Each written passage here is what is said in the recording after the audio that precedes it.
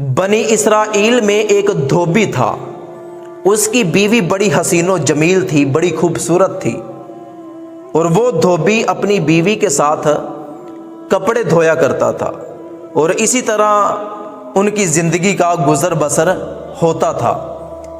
ایک دن ایسا ہوا کہ دھوبی اور اس کی بیوی کسی جگہ پہ کپڑے دھو رہے تھے کہ بادشاہ کی سواری اس دھوبی کے قریب سے گزری۔ بادشاہ کی نظر دھوبی کی بیوی پر پڑی تو بادشاہ حیران رہ گیا کہ اس دھوبی کی بیوی اتنی خوبصورت عورت تو میرے سارے محل میں نہیں ہے۔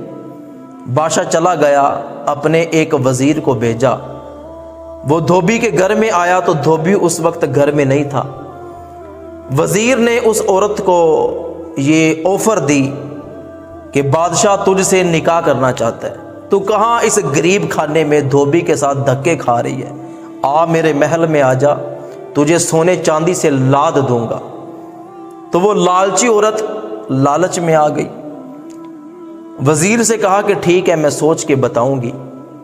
اب کیا ہے کہ وہ عورت دن رات مال و دولت کے خواب دیکھنے لگی۔ پہلے اس کا اپنے شوہر کے ساتھ رویہ ٹھیک تھا، آہستہ آہستہ رویہ بھی خراب ہو گیا، تاکہ کسی نہ کسی طرح سے یہ مجھے طلاق دے دے۔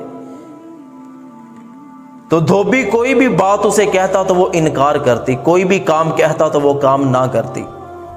تنگ آ کر دھوبی نے اس کو طلاق دے دی۔ اب وہ عورت بادشاہ کے محل میں گئی، بادشاہ نے اس سے نکاح کر لیا۔